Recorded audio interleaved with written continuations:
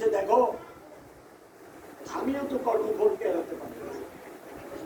পূর্ব জন্মে তোমার স্ত্রী আমাকে যে অভিশাপ দিয়েছিল, তুমি তোমার স্ত্রী যে ব্যথা দিয়েছিল, সে তখনই কিন্তু আমাকে অভিশাপ দিয়েছিল। আমি যে যন্ত্রণায় কাতরে কাতরটা করছি, আমি যেভাবে যন্ত্রণা পাচ্ছি আমার স্বামী বধের ফলে, তুমিও যেন সেইভাবে তুমি সে যেন অধিক যেন তুমি যেন যন্ত্রণা পাও। যে দেখো পূর্বজন্মের কর্মফল আমাদেরও ছাড়ছে না, অতকেও কিন্তু ছাড়ে না।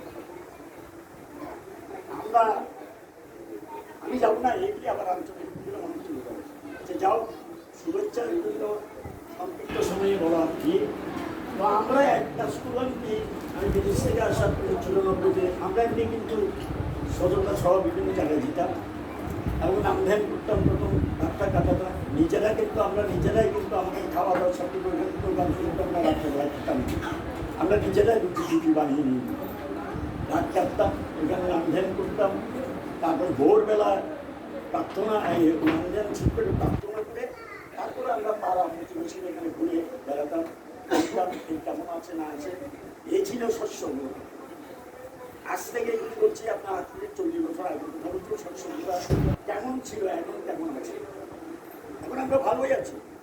ইন্টারনেটের যুগে কিন্তু মুহূর্তে মুহূর্তে হাতের মুঠোয় কিন্তু আমি বিশ্বকে কিন্তু আমি দেখতে পাচ্ছি এবং উপভোগ করছি। খুবই কিন্তু আনন্দে আছি। কিন্তু সবচেয়ে যে কষ্টটা আমাদের আত্মতার সময় হতে করিয়ে যা শিখাবে সেটি হবে মুখ্যম ছেলে হিসাবে নয় প্রস্তাব। যে জিনিসটা আমাদেরকে শেষ করে দিচ্ছে, আমরা কিন্তু প্রত্যেকটা পরিবারে কিন্তু সন্তান নিয়ে কিন্তু আমরা কিন্তু খুবই ব্যথা পাচ্ছি। আমরা কিন্তু আমার সন্তানরা ভালো। কিছুদিন আগে একটা ইউনিভার্সিটির কিন্তু একজন কিন্তু প্রতিষ্ঠাতা, স্বনামধন্য প্রতিষ্ঠাতা, আপনারা অনেকে হয়তো শুনেছেন। ইনি কিন্তু তিনি অজস্র টাকার মালিক।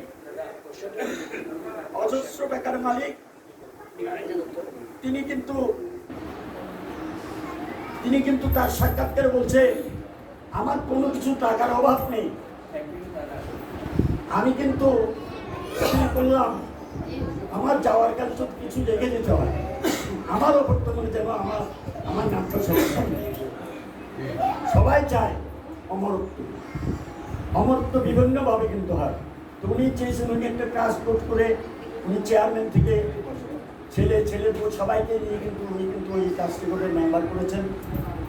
কিন্তু কিছুদিনের মধ্যে ওনার এমন অবস্থা হলো, কিন্তু একটা খুব নাম করা বিশ্ববিদ্যালয়, আপনারা অনেকেই নাম বলছি না, আপনারা দেখেছেন, সেখানে ছেলে বলছে বাবা, ছেলেকে আবার একটা ইন্ডাস্ট্রিও করে দিয়েছিল, এমন ইন্ডাস্ট্রি করে দিয়েছিল ছেলে যাতে তার অভাব যেন না থাকে, টাকা পয়সা সব কিছু দিয়ে কিন্তু ছেলে বোকা এমনভাবে করছে তারা যেন তার যে ইচ্ছা সেই ইচ্ছা পূরণে যেন সহযোগী হন। যাও, কিন্তু সে বাবাকেও শুরু হয়েছে, বাবা আপনার তো বয়স হচ্ছে, আপনার এগুলি নিয়ে থাকেন, বোমা বলছেন, বাবা আপনি পুরো হয়ে গেছেন, আপনি এগুলি নিয়ে আর মাথা গাবেন, আপনি আপনার কাজ করে আপনি যান, এগুলি আমরা দেখাশোনা করুন। যাও, এখন সবচেয়ে আমাদের যেটা সমস্যা, ঠাকুর খুব অসুস্থ, তিনি হেলথ কিছুদিন আগে, তখন উনি নিজ হাতে আর খেতে পারতেন, বর্দা ওনাকে খাইয়ে দিতেন, তো বর্দা ওনাকে ডাল মেখে ভাত খাইয়ে দিচ্ছে। আবার বলছেন, বাবা এখন কিন্তু সৎসঙ্গের কিন্তু শতাধিক বড় বড় মন্দির হয়ে গেছে,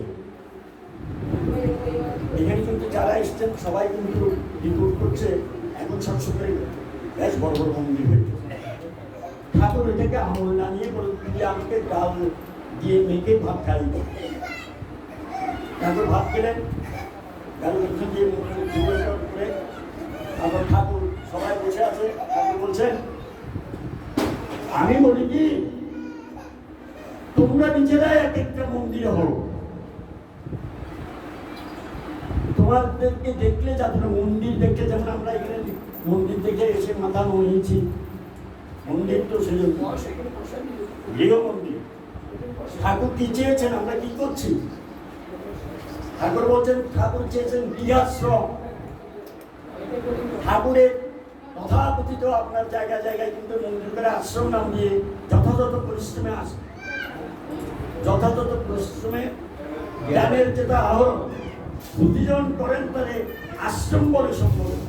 আর আমরা কিন্তু জায়গায় জায়গায় একটা সাইনবোর্ড দিচ্ছি আশ্রম, গৃহাশ্রম। এর সজলটা হচ্ছে দৃষ্টান্ত। সজলরা এখানে দৃষ্টান্ত উপস্থাপন করেছেন, উনি একটা গৃহাশ্রম করেছেন। এখানে অনেকে কিন্তু আপনার সি বিচে আসে, তাহলে তীর্থযাত্রীরা আসলে অন্তত এখানে সৎসঙ্গের কিছু আছে কিনা সেটা প্রশ্ন অনেকেরই আসে না। সৎসঙ্গীরা আসলে এখানে একটু ঠাকুর প্রণাম করতে পারবে, তাহলে এখানে একটু সেবা পাবে। এখন সেবাই পরম ধর্ম। মূল কথা হচ্ছে যে উনি যে ওই যে 88 সালে উনার প্রথম ষষ্ঠী নিয়েছেন, উনি ষষ্ঠী নিয়েছেন উনি আপনার 92 থেকে এনার থেকে দিয়েছেন 1400 সালে নিয়েছেন। 1400 সালে উনি ষষ্ঠী নিয়েছেন। উনার মনের মধ্যে কিন্তু একটা বাসনা করেছেন, আমি মন্দির আমার সুযোগ হয়, আমি এখানে আমার সেই